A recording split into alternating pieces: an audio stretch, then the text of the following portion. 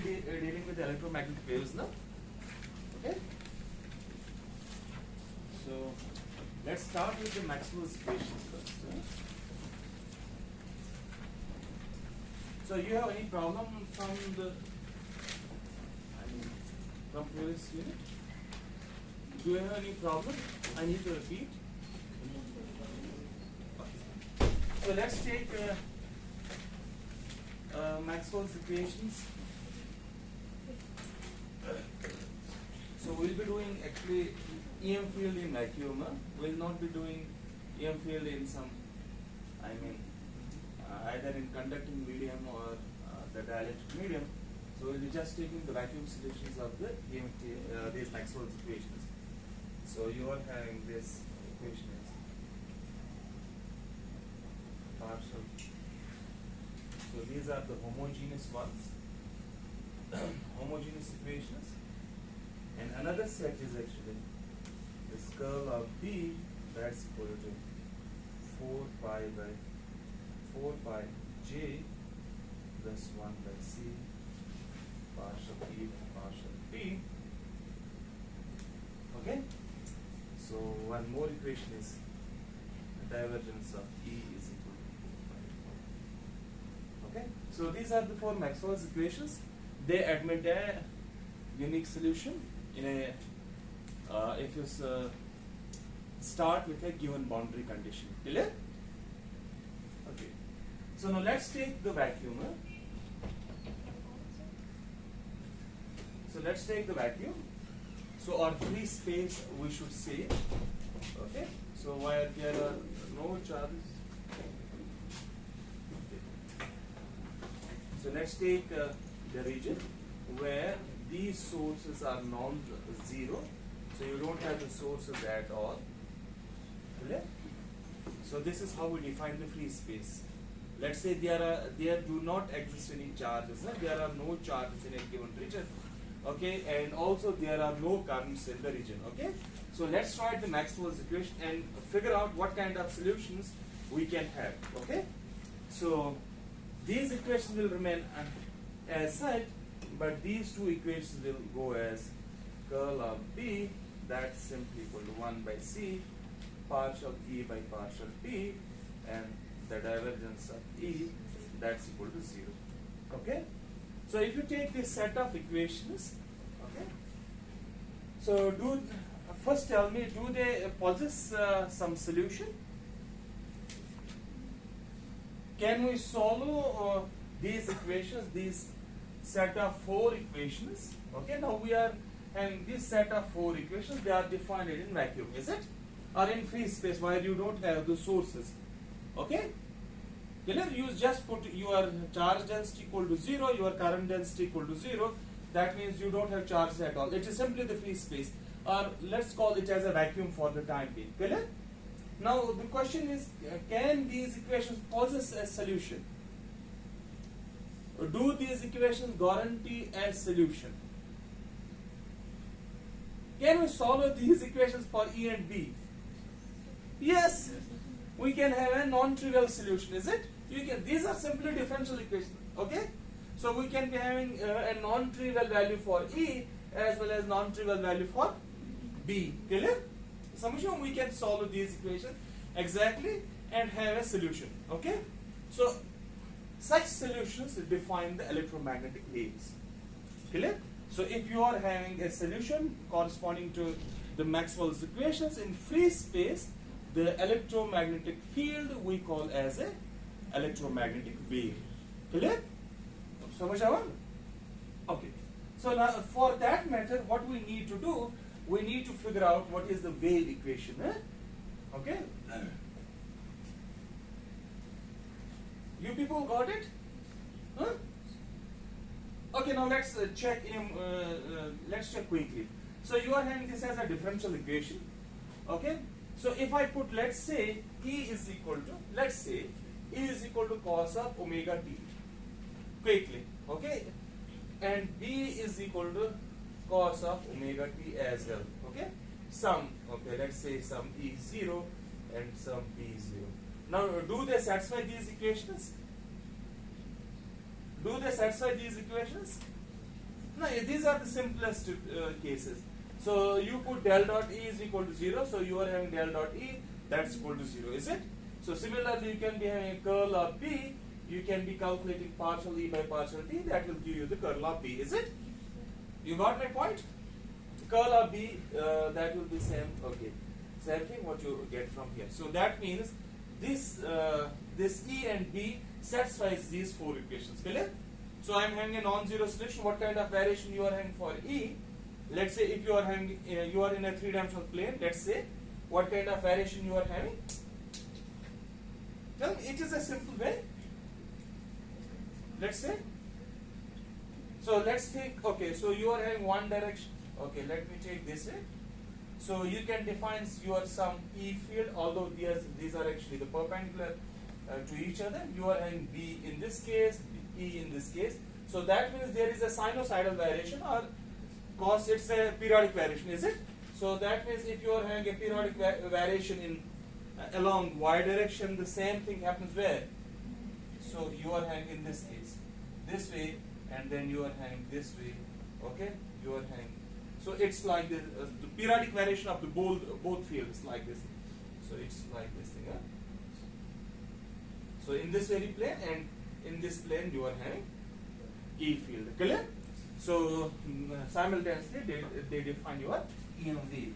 Clear? So let's try to figure out the wave equation. Okay. So now let's look at this very equation. Okay, let's take this very equation and figure out the wave equation. Okay. So I can take curl of. Okay, let's take curl of E. Okay, so that's equal to minus 1 by C partial by partial D curl of B. Can I take? So let's take the curl. So what this is? So it's curl divergence. Okay, divergence of E minus nebula square E. That's equal to minus 1 by C square.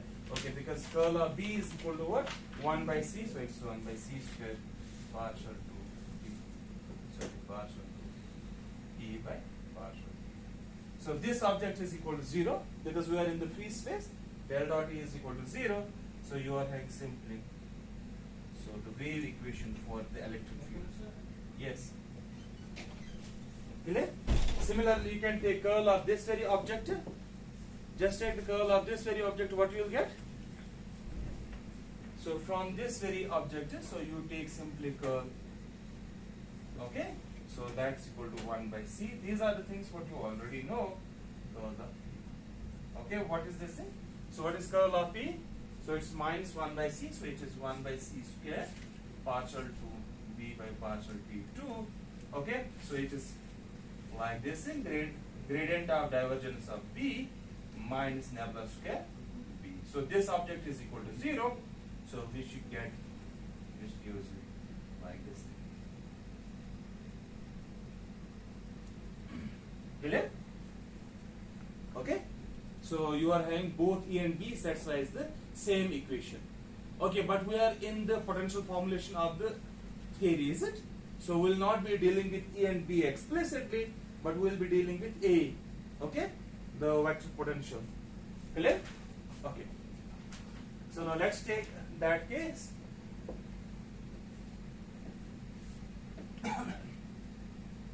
Okay. So how we define our electric field? So E is defined as minus gradient of I. So in the time dependent case, okay, like this thing. So B is equal to curl of. Clear?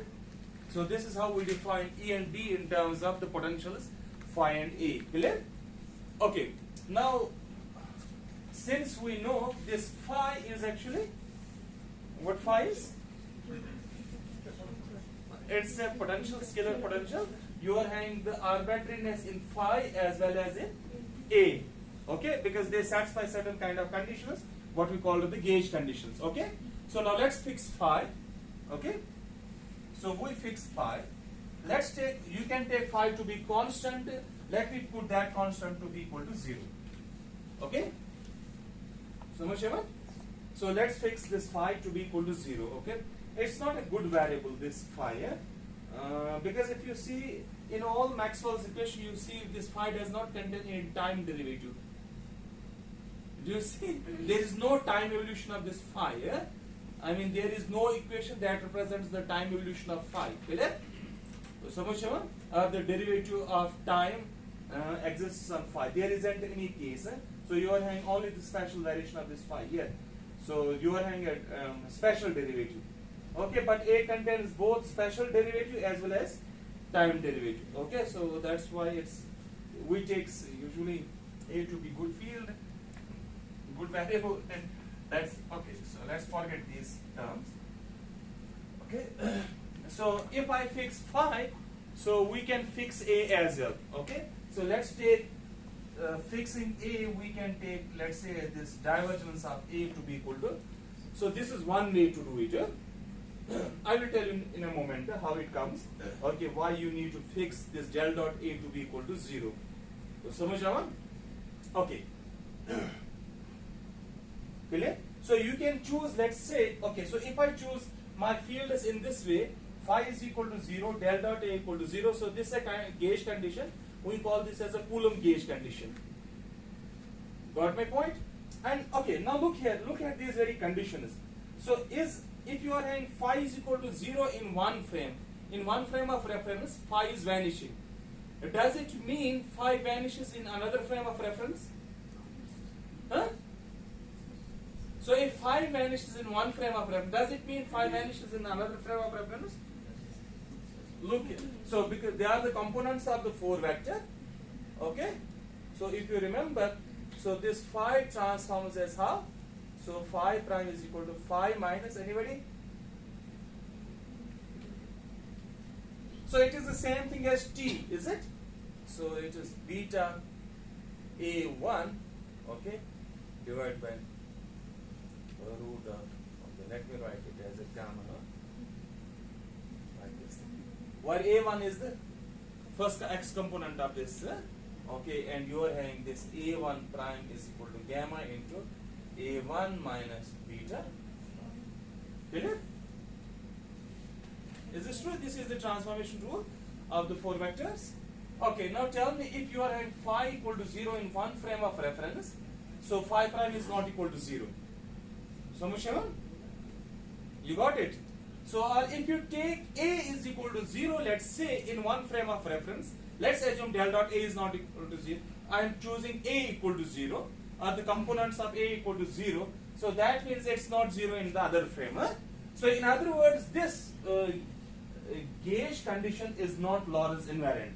Lorentz invariant would have given us, so if you are having some value of the field chosen to be 0 in one frame of reference or some value, it should have the same value in the another frame of reference. Clear?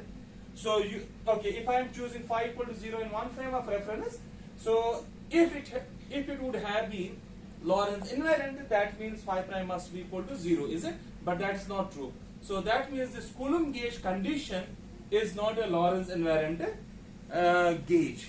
Clear? So there is one more gauge we will see in a moment, what we call the Lorentz gauge itself. That's actually invariant under Lorentz transformations. Clear? Oh, samajh aaya? So the point, got it? Okay, the point here is this Coulomb gauge is very physical gauge. Okay, we will see physical in a okay. So you do all the kinds of calculations in this Coulomb gauge, but at the cost of Lorentz invariance. So summation of the solutions what you will get, those are not Lorentz invariant quantities. Summation, but it makes your calculation simpler. Right? Okay. So let's do these things. So let's take. So if I am taking phi equal to 0, let's take. Okay. So therefore I am having this E is equal to minus 1 by C partial A by partial B. Okay. So now let's take. Okay. So let's take this very object. Okay. So you are having this curl of A. So that's equal to curl of anybody? What's B equal to? So it's actually equal to, let me write, anybody?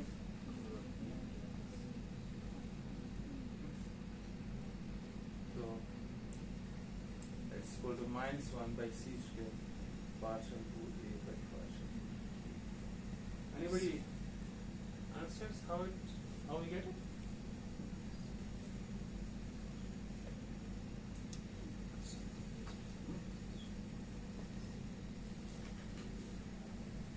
It's very simple.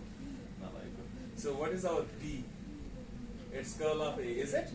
Okay, if I take curl of B, okay, so that's equal to, now what is curl of B? It's 1 by C partial E by partial T. Is that true? So this means, or I can write curl of, okay, like this thing. So it's 1 by C partial by partial T. What is E? Minus 1 by C partial E by partial T. Clear? So it's minus 1 by C square partial 2E by partial T. Clear? So it's very simple. Okay, so now let's look at this very thing. So it is equal to, like this object, to minus nebula square A is equal to minus 1 by C square partial 2A by partial T. Okay, now look here. Okay, you start by choosing phi is equal to 0. Okay, then to have a wave equation, so you choose this del dot A equal to 0. So much ever?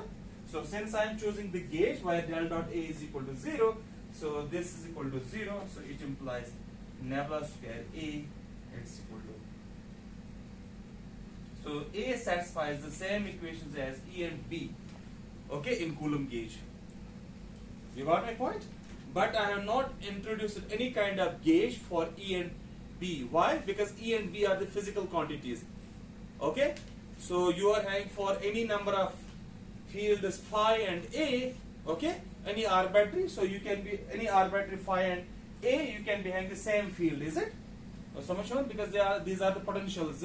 So that's why I require to choose a gauge for these potentials, not for E and B. Okay, so in this Coulomb gauge, you are having the same kind of equation that's satisfied by this vector potential A as that what we have for E and B. Okay, E and B satisfies the same equation. Clear? So this is true only in which gauge? Coulomb gauge. Okay, so but it will be true in a more general gauge, what we call the Lorentz gauge. Okay, so let's take that.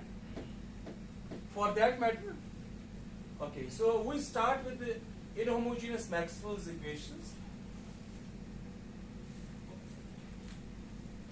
So these are our inhomogeneous Maxwell's equations.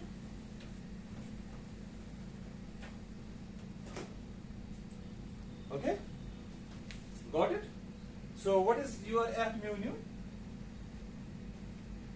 So you are having partial mu A nu, partial mu A mu. Okay, so what you are having? So it is partial mu. So partial mu A nu minus partial mu A mu. So that's equal to, okay, so let's take, so this J is equal to 0. Okay, in free space.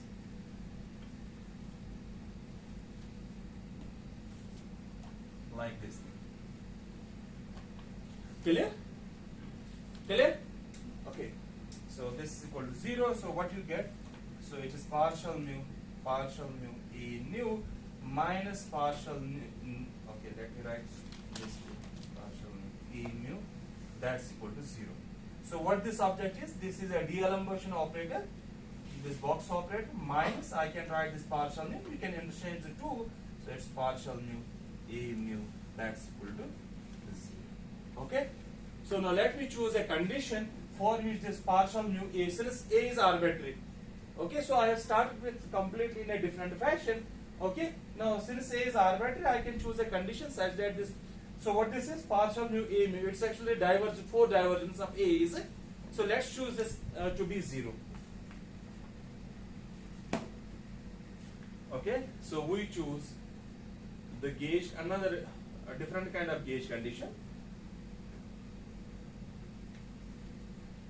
Okay, it's known as Lorentz gauge condition. Okay, so where you are having this 4 divergence of A, this is equal to 0. Okay, so what you get? So now let's look at this very condition.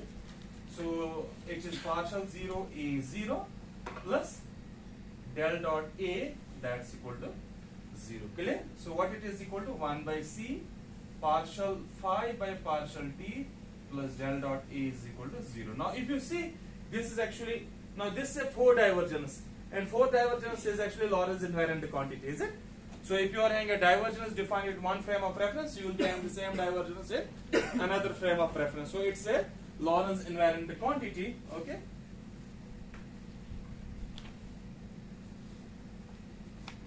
Clear? So this Lorentz gauge is actually what? So it does not violate Lorentz invariance. Okay. So now look here, what you get from this gauge.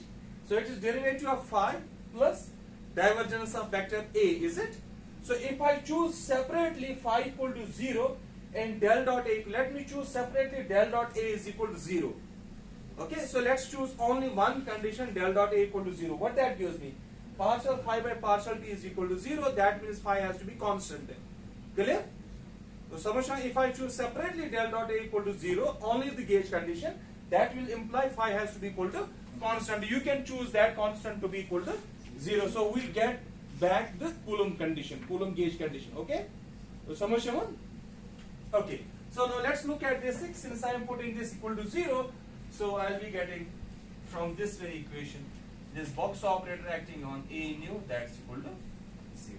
So how many equations are there? There are 4 equations. Okay, now let's check these. So actually this is the equation. Now let me write this equation here. So it is simply 1 by C square partial 2 by partial T2 minus nebula square acting on A nu is equal to 0. Tisha? Clear? So let's put nu equal to 0. So it implies it's equal to phi.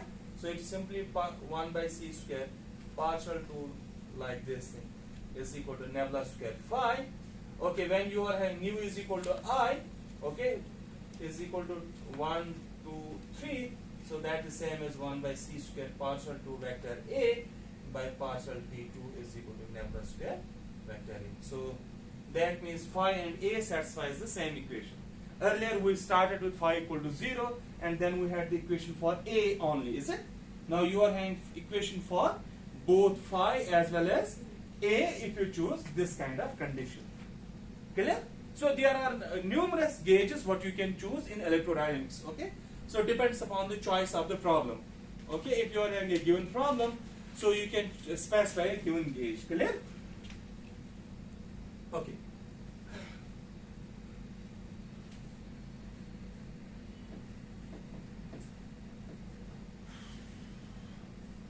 Any question till now? So let's take the solutions in a simplest of the situation of this equation.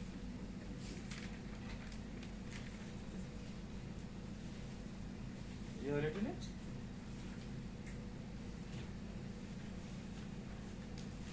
So let's take only the one-dimensional case. Okay? Let's take our equation. So now we are having an equation of this form. So we are having this kind of equation, nebula square f is equal to 0. So this is our equation, is it? So while f can be your, okay, what is f? F can be your vector A, it can be phi, it can be E, or it can be, all these satisfy the same equation. Clear? So now let me take this very general equation. Okay. So we will take the one-dimensional problem.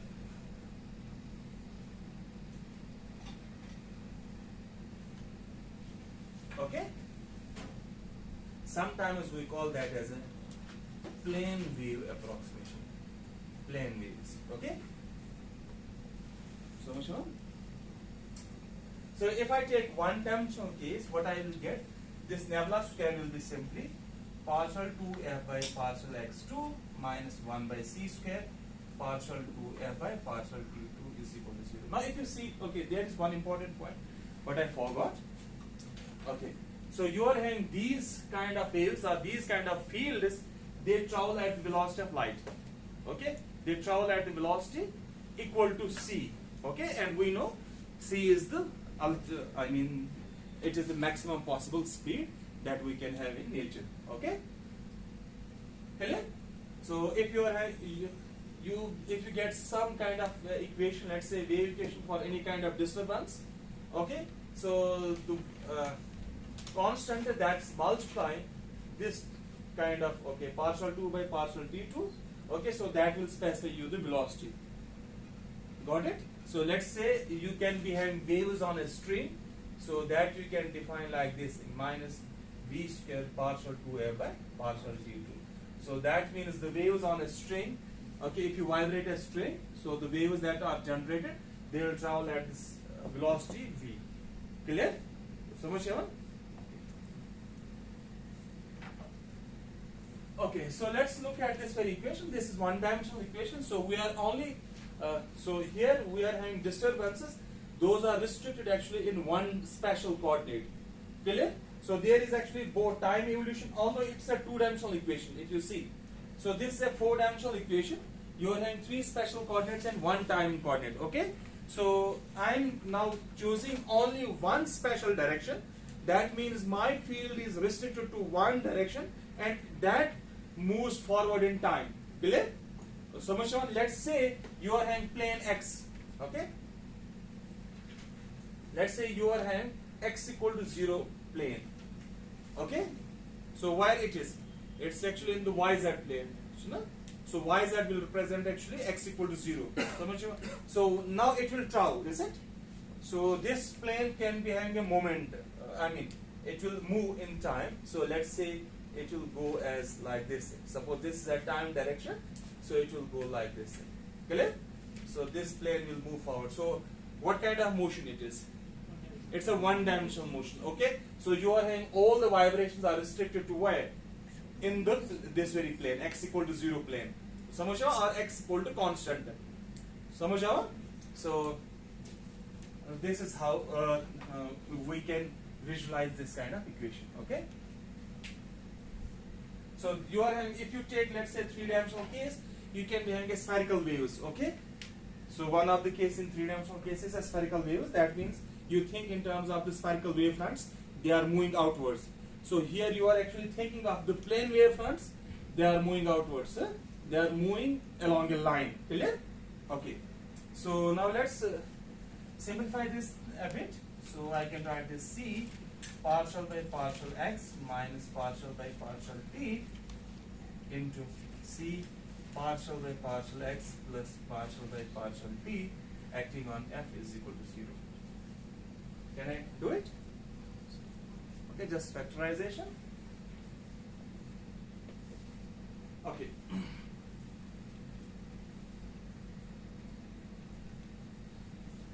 So let me define the coordinates, new coordinate system. Okay. We are having to define zeta is equal to p minus x by c and eta is equal to p plus x by c. So I'm actually in the new coordinate system. In order to solve this kind of equation, I'll introduce a new kind of coordinate system. Okay. So defined by these things. Okay. So what is t here? So let's calculate t. So it's equal to half of zeta plus eta, and what is x? So that's equal to minus c by 2. Okay, zeta minus eta. Clear? Got it? So simplification. So now what I need to calculate? I need to calculate this partial by partial x and partial by partial t. What I will do? I will just obtain this thing. Partial by, since I'm taking these derivatives to a new coordinate system, let me calculate partial by partial zeta, what exactly it is it? So let's calculate this very operator. So it's actually chain rule. Okay, so you can write now partial x by partial zeta, okay, then partial by partial x plus partial t by partial zeta, because zeta depends on both x and t, so you can write it in this fashion. Can I write? Okay. Now tell me, what is this partial x by partial zeta? Okay, partial x by partial zeta, it gives me minus c by 2. Okay, then you are having partial by partial x. What is this partial t by partial zeta? So it is simply half partial by partial t. So it means, so you are having minus 1 by 2 c times partial by partial x minus partial by partial t. So that's given by this partial zeta. Clear? Clear? Okay. So similarly, we can have, now let's calculate partial by partial eta. So what is that equal to? Partial x by partial eta and partial by partial x plus partial t by partial eta, partial by partial. Now let's calculate it. So what we get? Partial by partial eta. So what is partial x by partial eta? Partial x by partial eta, it is simply c by 2. Okay? So it will be something like 1 by 2 c partial by partial x plus partial by partial t. Okay? Got it? So now let's substitute for this thing. Okay? C partial by partial x minus partial by partial t, that's actually equal to 2 times this partial by partial zeta, and this is actually 2 times this thing. Okay, so what our equation reduces to? So we get actually a new equation. So this will be simply, this object is actually proportional to partial by partial zeta, which gives us partial by partial zeta, and this gives you the partial by partial eta. Okay, acting on f, that's equal to 0. Or I can have partial to f by partial zeta partial eta, that's equal to 0. Clear? So now this is a second order differential equation. Now we have converted actually, so this kind of, okay, this kind of equation we have converted into this form. Okay? Yes? Clear? Any problem? Okay. So now let's calculate what are the solutions. Okay, so let's integrate first over zeta. Okay? So when you integrate over zeta, what you will get? Partial f by partial eta will be equal to, let me write the solution equal to, can anyone tell me? So that will be the function of eta, is it? So what is the, okay, now let's take the differentiation again. Differentiation with respect to zeta, so this will be 0. So if I integrate again, so we'll get, integrate again, we'll get, let's say f1 eta plus f2 of zeta. So just integrate, let's integrate over, so let's differentiate over eta. Okay? So let's integrate, differentiate. So it's partial f, f eta, yes, eta. So I will put in terms of like this thing, in terms of f1 of eta and f2 of zeta. So I will ignore the other factors. Clear? So I will merge those factors. So you can think there is actually an eta, is it? So what I will do, so I will take simply, since this is a function of eta, I will just take it entire as the function of eta. Clear? So and I will take this as f2 of zeta. So that factor I adjust within this thing. So this is a solution, most general solution. Clear? So now what is your eta and zeta?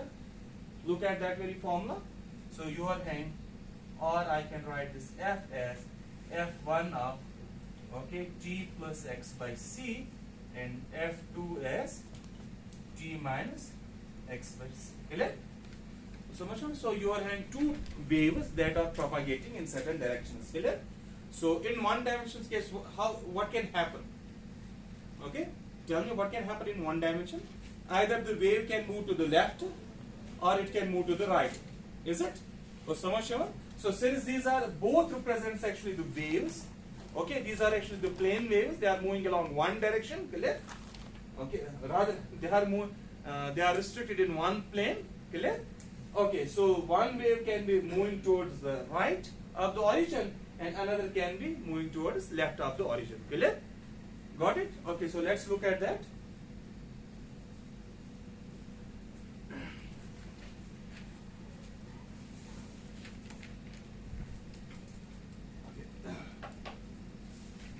So let's suppose f1 is equal to 0.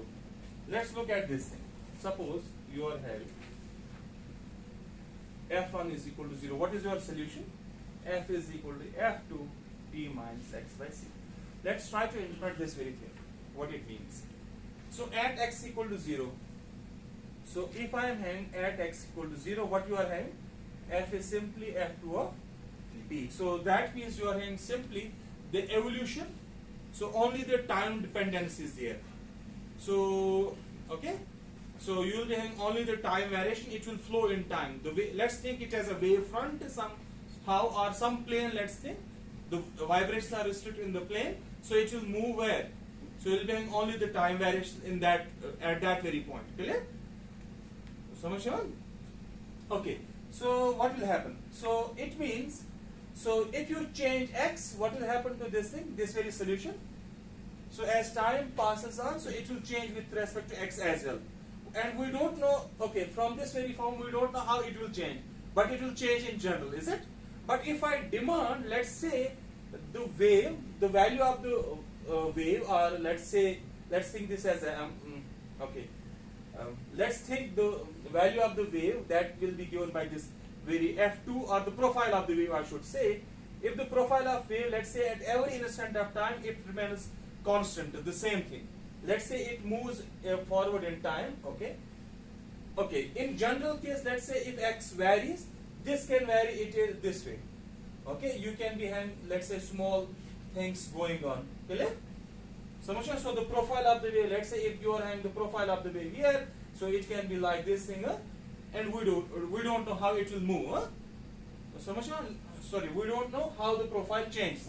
So it will simply depend upon what is the relation between this t and x. Okay. Now let's choose the profile of the wave remains constant at every instant of time. What that mean? What that implies? So it implies this very argument, t minus x by c should be equal to constant.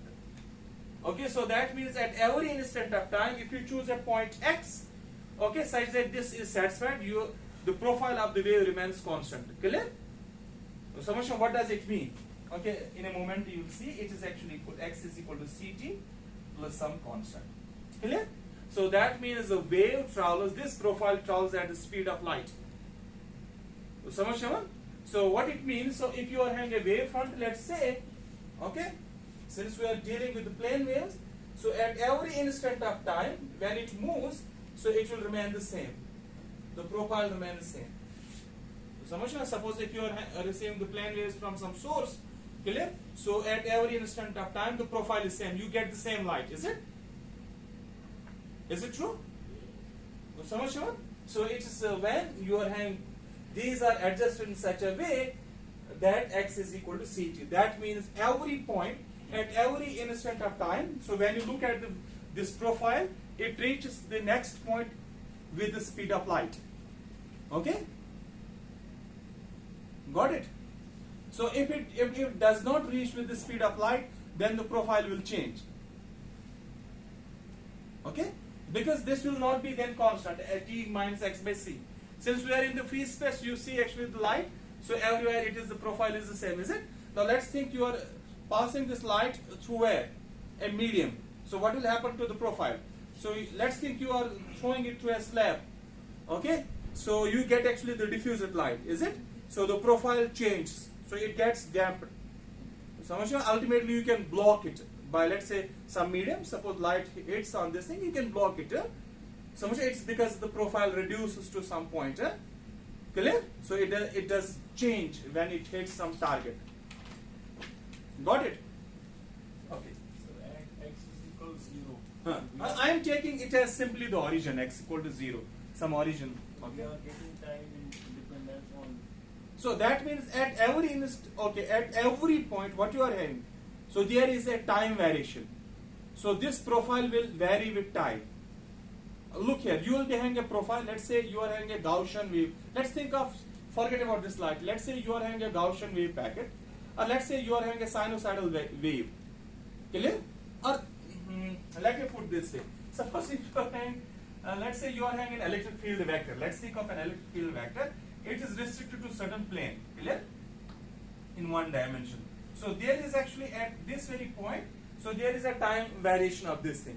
So this vector will, okay, let's think it can make a circle, Okay, so time dependence means it can be okay, it can move on a circle in that very plane. It can be having any kind of thing. So let's say if you are having this E, let's take this F equal to, so you can be having simply E0, let's say cos of omega t, because I have not written any x, is it? So that means at a given point this very field vector will change. Then Okay. how it reach to another point? Huh? Another point. So that you okay, since there is a space dependence as well. So there is a space dependence as well. I am only focusing on a given point. Okay?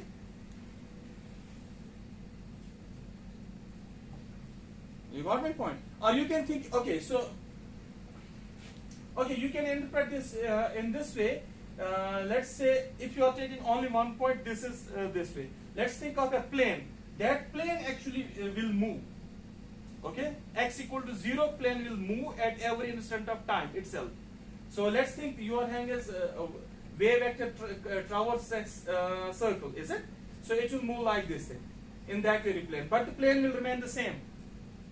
Okay, you got my point? So let's think it moves this way. It is actually this x equal to 0 plane. So at every point, so this plane will get shifted.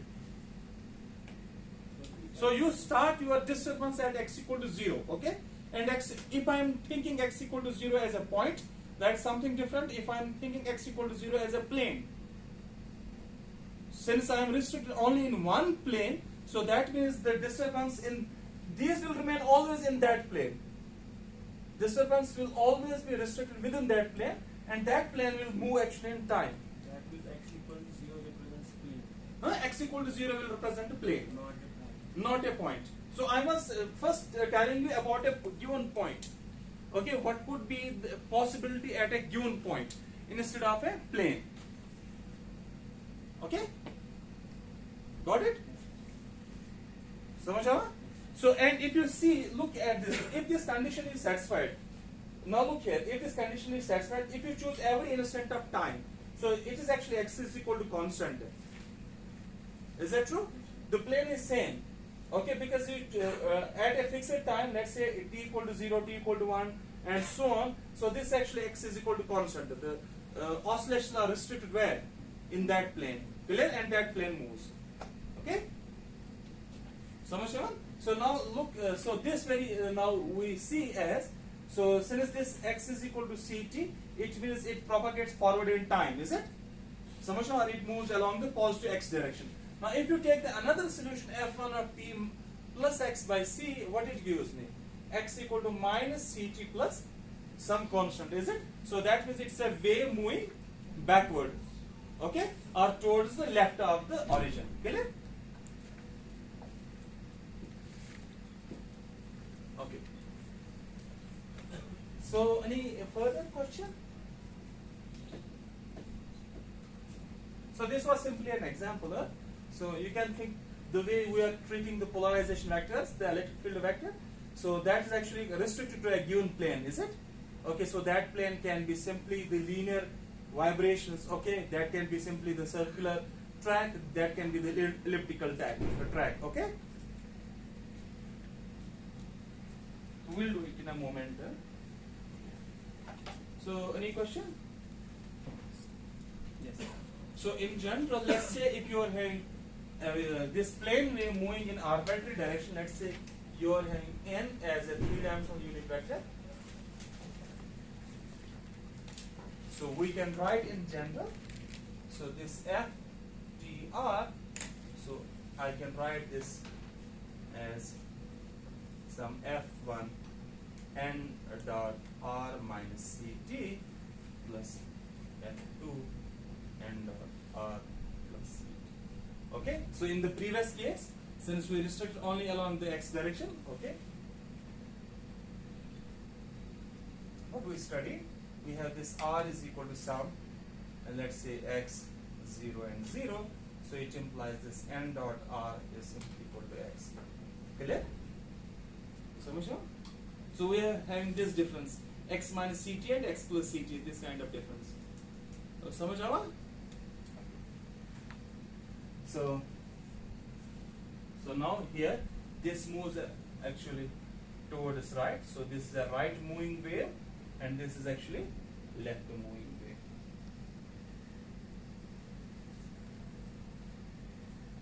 Okay. So now let's try it. So since f is down, let's take this f to be as this vector. So it's a function in general of this t minus x by c, is it? Clear? So because this f is a function of what? T minus x by c. So I have written actually x minus ct. Huh? So you can write as f is a function of x minus ct. Okay, it's equally good. Huh? Either you can put it in this fashion, t minus x by c, or the other way. Huh? So much on. So that means this object is having units of time, and in this case, this object is having units of length. So much on. So you are subtracting the length, x minus length. Okay, so this is time minus time. Okay, so got it? Okay, either you put it in this fashion or that fashion, it's equally good. Now let's calculate the electric field. So the electric field is equal to minus 1 by c partial A by partial B, is it? Okay, now this is not only the, it's not the function of t, it's actually the combination of t minus x by c, is it? So much on. So what I will do, I will write it in this fashion, 1 by c partial by partial of t minus x by c, okay, like this thing. Okay, then partial by partial t of t minus x by c. Can I write it? Can I write it? Huh? Okay. Okay, because this A depends on this this combination. It does not depend separately on t and x. It depends on this kind of combination. Okay, what this object is? Partial t by partial t is 1, and partial x by partial t, that's equal to 0. It's, okay, so that's simply equal to minus 1 by c. Let me write this as A prime, like this. This very object, okay, and this is equal to 1, where A prime is equal to partial. So it is actually the differentiation of A with respect to this argument, with respect to its argument. Okay, because A is a function of t minus x by c. Okay, so in other words, this A prime represents differentiation of A with respect to its argument. Okay, now let's, so this is your electric field. So let's calculate B, magnetic field. Okay, so you are having this B is equal to curl of A. So what is that equal to? So let's take ith component of this B, Bi. So it will be simply equal to epsilon I j k partial j d k. Clear?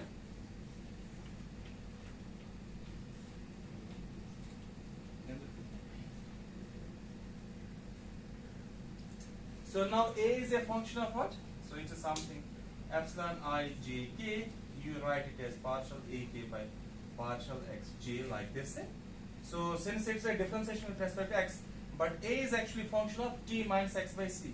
So let me write this is a function of t minus x by c. So what you need to do, you need to put a differentiation of A with respect to this. So let me write it as partial by t minus with respect to its argument. So it's partial.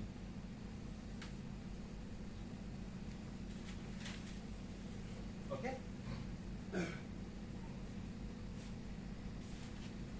Clear? So since I am taking only the one point here, xj, so let me write, okay, you can take xj, this doesn't matter. So what this object is, can you tell me now? So this object is simply A prime, is it? So much sure? So because it is a differentiation with respect to its argument, so A prime k. So I can write this as epsilon I j k A prime k. Okay, so what this object will give me? So it will give me minus 1 by c. So minus 1 by c will come out. Okay, so that's all. Baby, okay?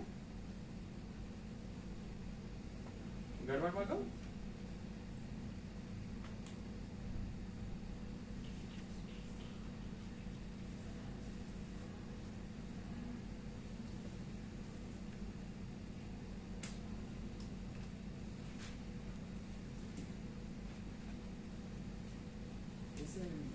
Problem? I think. Oh yes, there will be actually unit vector. So Now look here. So it's partial by partial xj of differentiation of x. So this actually is x. So you can think this as. So I'll write this as some, let's say, nk. So sorry.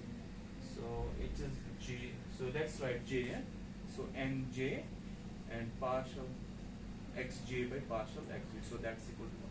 So it will simply give me the unit vector along the direction of x. Clear? So there will be nj. Nj is the unit vector along jth direction. Clear? So much are the component of the unit vector along the jth direction. Because how you can put this is a vector actually, t minus x. Got it? So much, and what will be n here? It is 1 0 0. So much because you are taking a unit vector along x direction. Clear? So that's actually. So now what is this equal to? So it's minus 1 by c. So this is bi is equal to minus 1 by c. So let me write epsilon I j k. So nj a prime k. Okay. So what that gives me? So it simply gives me vector p is equal to minus 1 by c. So this is actually n cross a. So this n is a unit vector. I am putting it on arrow, but it's a unit vector. Clear? So this is actually n cross a, cross product between n and a.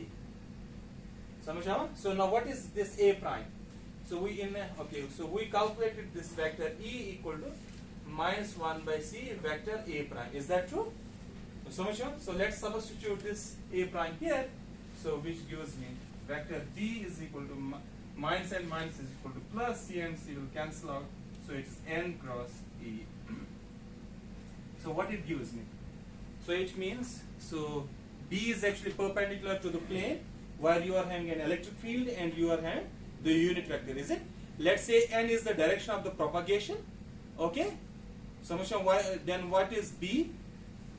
So B is actually perpendicular to the direction of the propagation. Okay? So from here you can show that, so this n dot B that's equal to 0, n dot E that's equal to 0, and E dot B that's equal to 0. So this equation will lead you 3 equations. So if you are having, let's assume n to be the direction of propagation of the wave, so this E and B are orthogonal to the this thing propagation, okay, and E and B are orthogonal to each other as well. So it gives you the transverse character of these plane waves. So Samusha, plane electromagnetic waves. Okay, so you can show it. Let's say this is your n direction. So n will actually, it will be given by the wave vector. Okay, so you are having this E and this is your B. Okay. So now the variations, since you know there are the variations of E as well as the variations of B, is it? So in this plane, so along this direction there will be actually, okay, so that means in this very plane, this EB plane, you will be having both variations of E and B, and those variations will propagate along this direction. Got it? Okay, and you will be having a plane electromagnetic field. So now let's calculate the energy density. Okay, associated with this plane wave. Okay, of these electromagnetic waves.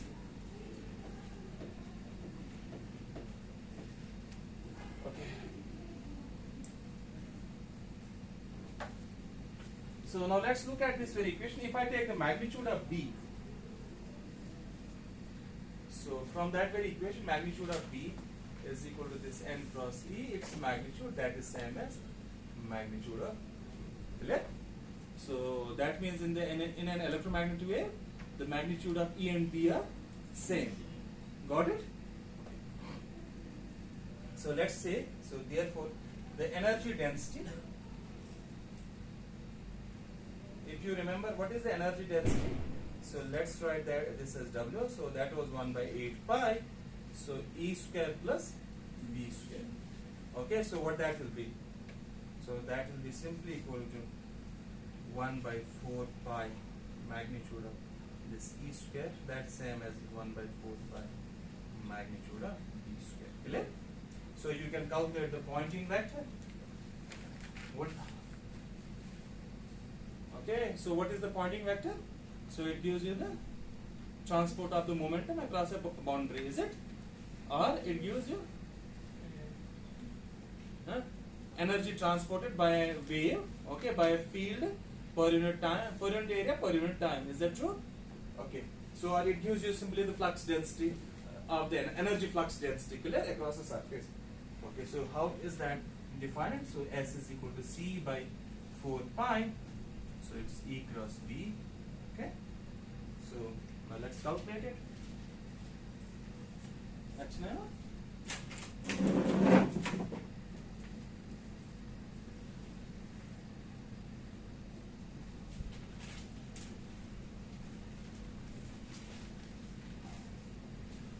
So what is that equal to? So let's take the ith component. So ith component is equal to C by 4 pi. So it's actually ith component of this cross product. Okay. So what is that equal to? 4 pi. So it is epsilon I j k. So E j. Okay. So now let's plug in bk in terms of A.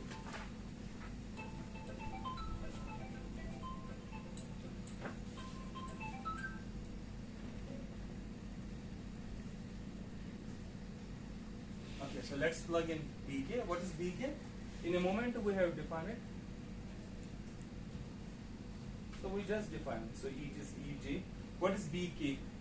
So it will be simply epsilon KLM. So NL and E. Clear?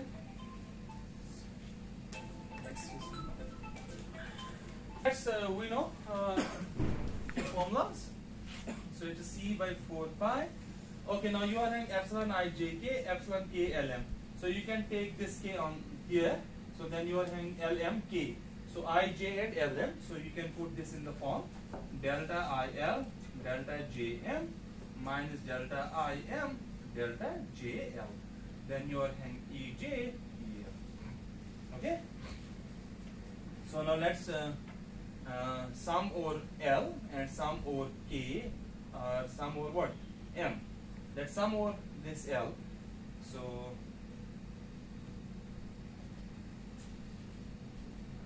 is it okay? So is there any problem? Huh? J will be replaced by M. Okay.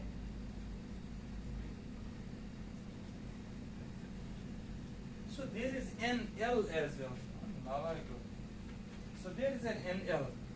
So you are in C by 4 pi. So L will be replaced by I. So you are having EJ.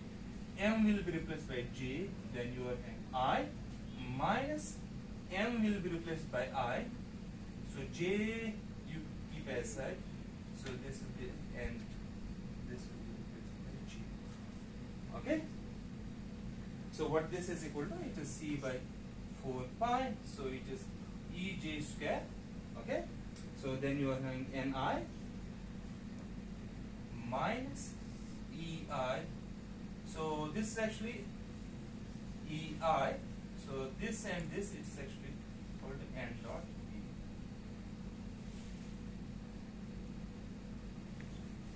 E. Is it? So because you are having Ej and Nj, so that I can write N dot E. So Ej and Ej you can write simply what? E dot. Clear? So now what is N dot E? Just we are seeing. What is N dot E? N is the propagation vector and E is the field. How are they?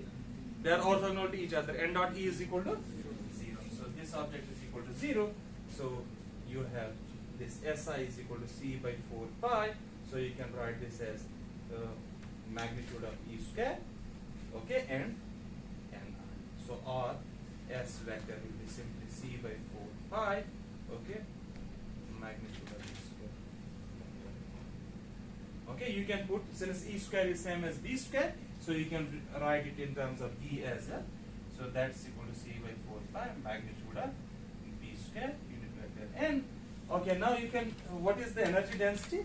It's E square by 4 pi. So you can write this S in terms of the energy density N. Okay, C. So this is the relation between what? So now you see. So unit vector. So this pointing vector gives you the energy density that flows along the direction n. Okay. So that means when the wave propagates, let's say along some direction n, so it carries energy with it. Clear? So समझ आओ? Okay. So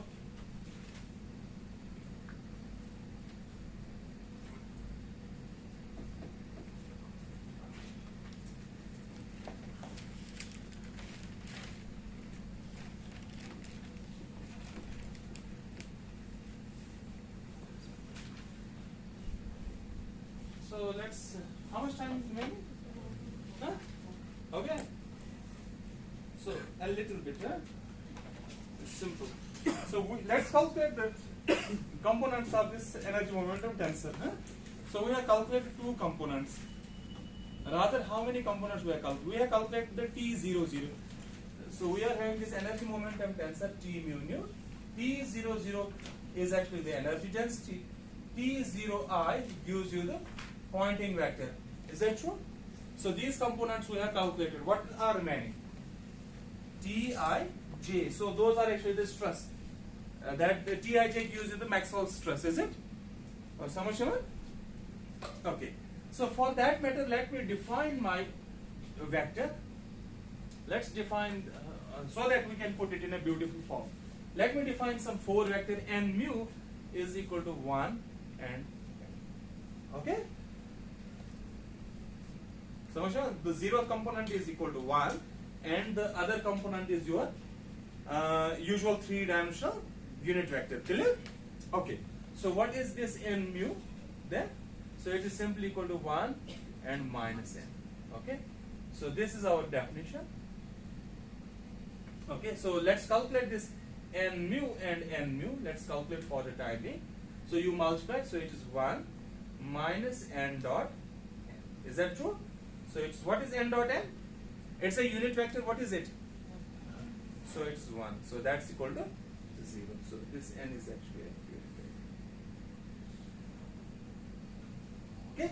So what it means? So n mu, this is a dot product, 4-dimensional dot product. So it gives you 0. So what it means? N mu is a null vector. So this is a null vector.